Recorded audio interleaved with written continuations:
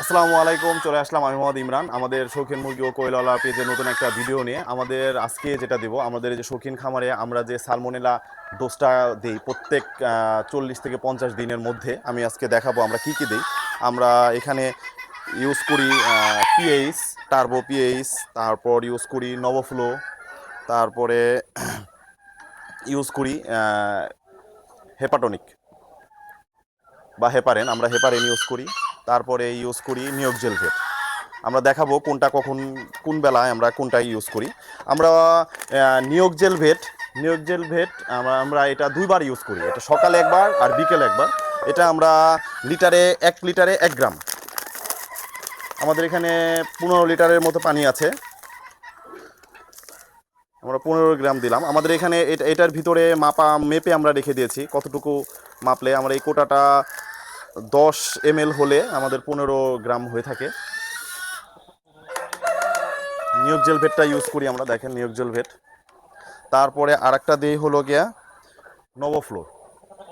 এটা আমরা 1 থেকে 5 দিন ব্যবহার করি, তিন দিন বা 5 দিন আপনারা সবাই ইউজ করতে পারবেন। আমরা টোটালি 5 দিন ব্যবহার করে থাকি। এই হলো 12 ml, এই হলো 3 ml। আর আমরা আরেকটা দিয়ে থাকি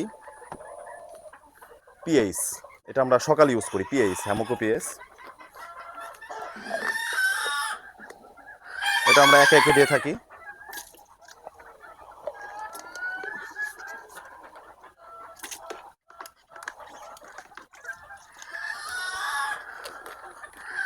আর আমরা বিকেলে যেটা ইউজ করি, শুধুমাত্র একটা ওষুধ চেঞ্জ করি, সেটা হলো গিয়া হেপারেন।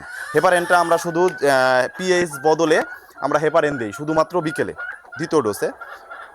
তারপর আমরা ওষুধ দেওয়ার পরে আমরা ভালোভাবে গুলিয়ে নিই, দেখেন ভালোভাবে আপনারা গুলিয়ে নেবেন।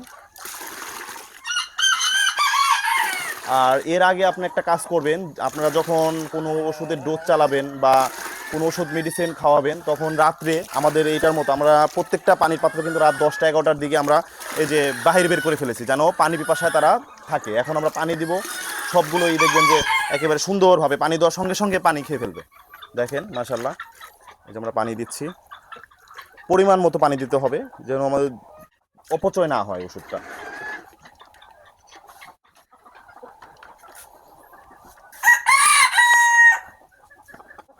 দেখেন একেবারে দৌড়ে যে পানি খাবে, কারণ ওরা পানি পিপাসায় হয়ে আছে, পানি পিপাসায় একেবারে হয়ে আছে। দেখেন এই যে আমরা আরেকটা দিই,